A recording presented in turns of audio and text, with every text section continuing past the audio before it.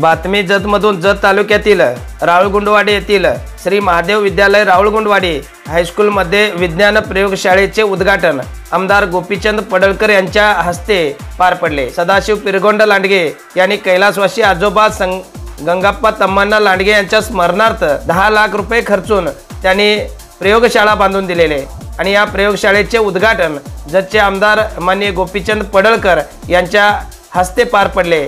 यावेळी Ramesh हिरगोंडा Patil, market committee संचालक, संस्थेचे चेअरमन भीमाशंकर बाळाप्पा हिरगोंड, सर्व संचालक, महादेव विद्यालय राऊळगुंडवाडी मुचंडीचे रमेश देवर्षी, शशिकांत पाटील बिळूर गावचे जकगोंड, जिल्हा परिषद मराठी व कन्नड शाळेचे सर्व शिक्षक शिक्षिका आणि पालक वर्ग मोठ्या संख्येने उपस्थित होते।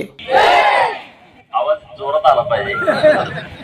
भारत माता की, भारत माता की, वंदे वंदे।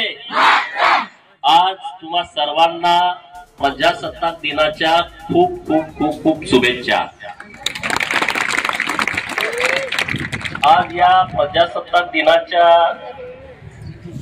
निमित्तानं शुभ दिनी आमचे मित्र माननीय सदाशिव लांडगे साहेब यांनी त्यांचे आजोबा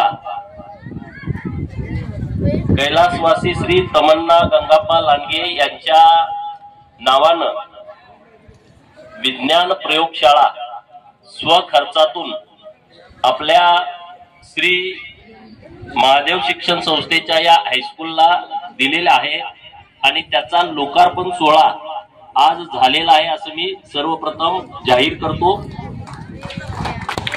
या देखण्या कार्यक्रमासाठी उपस्थित या संस्थे शाळेचे मुख्याध्यापक आणि ज्यांनी खूप चांगल्या पद्धतीचं मार्गदर्शन केलं ते माननीय एस.एन. गडीकर सर आणि तुम्ही सगळे विद्यार्थिनी आणि मोठ्या संख्येनं वडीलधारी मंडळी, युवा मित्र, भगिनी पण उपस्थित आहेत।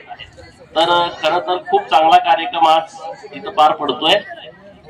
मंदिराला तर आपण देणगी देतोच आणि इथून पुढे मंदिराला 1 रुपये देणगी दिली तर शाळेला 2 रुपये दिले पाहिजेत असं आपण सगळ्यांनी ठरवलं पाहिजे।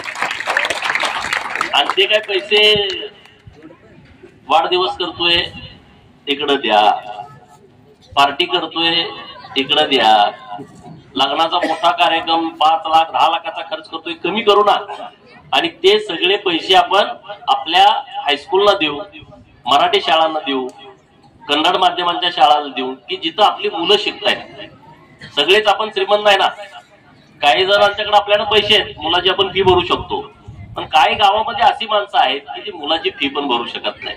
तर त्याची काळजी आपण घेतली पाहिजे। आणि आमचे मित्र तर एकदम दानशूर आहेत आणि त्यांनी सांगितलं की माझ्याकडे कसा पैसा येतोय आणि मी कसा देतोय आणि असे दानशूर लोक गावागावात आहेत आणि त्यांना आपण या सगळ्या पवित्र कामासाठी दान करण्यासाठी आपण सगळ्यांनी प्रवृत्त केलं पाहिजे। ही काळाची गरज आहे। भौतिक सुविधा देणं हे आपल्या हातात आहे, पण शिक्षण देणं हे शिक्षकांच्या हातामध्ये आहे।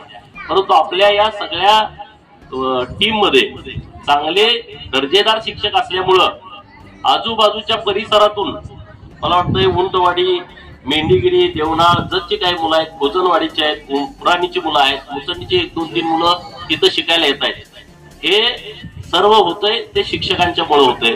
तर शिक्षकांच्यासाठी पण आपण जोरदार टाळ्या वाजवूया। आणि तर माझी पण इच्छा आहे की आपल्याला शिक्षण क्षेत्रामध्ये खूप काम करावं लागणार आहे। जत तालुक्याचा विकास हा शिक्षण, पाणी आणि रोजगार 3 विषयामध्ये होऊ शकतो।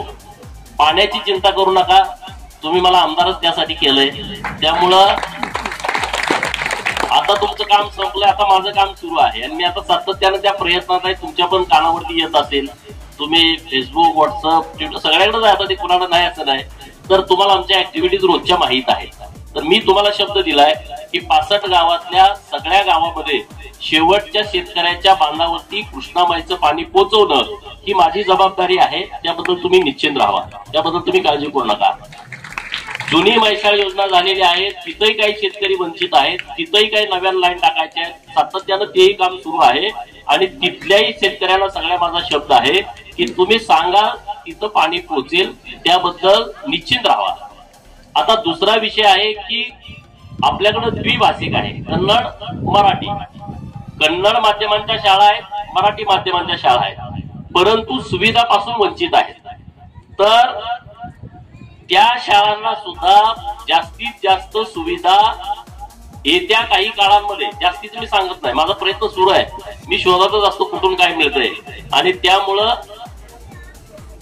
सरांनी सांगितलं की कुठल्याच पुढाऱ्यांनी आमच्या शाळेला काही दिलं नाही. ही एकच शाळा नाही, अशा अनेक शाळा आहेत. तर हा विषय आपल्याला तुम्ही चांगला मांडलाय, तो मोडून काढायचा आहे. पहिल्यांदा इथून सुरुवात करू. तुम्ही काय शाळेला काम पाहिजे ते मला जाताना सांगा, मी उद्या परवाच तुम्हाला तो निधी उपलब्ध करून देतो. जास्त लांब उदारचं काम ठेवत नाही.